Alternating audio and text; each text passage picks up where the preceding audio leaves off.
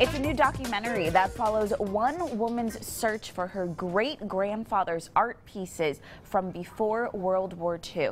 Anita Deangelis is here with all the details on how you can catch this film. Anita, thank you so much for being here. As always, thank you. Yeah, so just kind of that one sentence, you cannot really describe this documentary in one sentence, but that one sentence kind of gives people a glimpse into what this documentary is about, and you can kind of explain it more for us. Sure. So it's a really interesting story. So a woman named Elizabeth Renicky is of Polish-Jewish descent.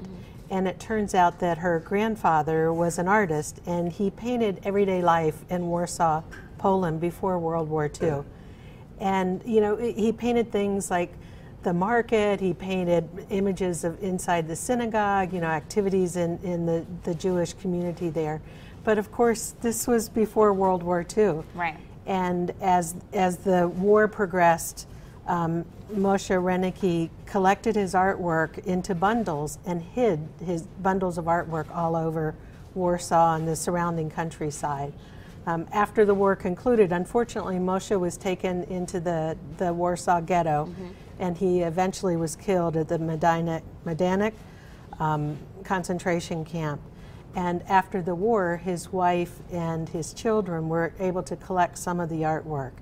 So eventually the Renicky family moved to the United States with 120 of his artwork. Wow. Yeah. But there's still some out there, right? Right. And so that's what Elizabeth has been doing. She's been she's been researching for over 2 decades now. Wow. Trying to find more of his artwork. And she has found 52 pieces in a museum. Wow. She's found artwork in private collections and in Israel and in Canada. She's found news clippings about articles about exhibitions of his work.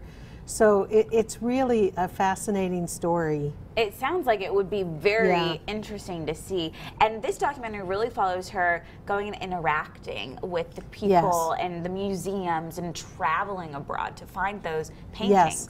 Yes, and I think a lot of people assume that she's trying to repatriate the paintings because that happens quite a bit. But that's not what she's trying to do. She's just trying to document the work, learn more about her family history, and learn more about her great-grandfather and why he chose to stay with his people in Warsaw when he had an opportunity to leave. Right, and that was something that you mentioned, is that he did have the opportunity to escape, but he chose to go to the ghetto and eventually die in a concentration camp. That's right. His wife and his 2 children and some of their children were in hiding with a Catholic family, so they were able to escape. Yeah. Wow. Yeah, quite a story. Quite a story, definitely. But I think so interesting, too, because the fact that she just wants to go and just see it in person, learn more about the family history. And another thing, too, is you said that there's all these paintings around, but no one really talked about it in the family, right? Right. I'm sure it was a very difficult family story, especially knowing that he could have escaped. So the family kept it quiet, and Elizabeth grew up around 120 paintings, but she didn't know her great-grandfather's story. And it wasn't until her grandfather died that she really developed an interest in it. Apparently her grandfather was in the process of writing a memoir about their family. And now Elizabeth feels really compelled to tell their story, to tell the story about what Jewish culture was like in Warsaw, because it's virtually, gone at this point. So, which is really sad. What a remarkable story, and something that everyone definitely should go take a look at. Thank you so much, Anita, for being here and sharing this with us. And if you want to go see Chasing Portraits, it will be showing at the Brown Hall Auditorium on ETSU's campus Monday, November 5th, starting at 7 p.m.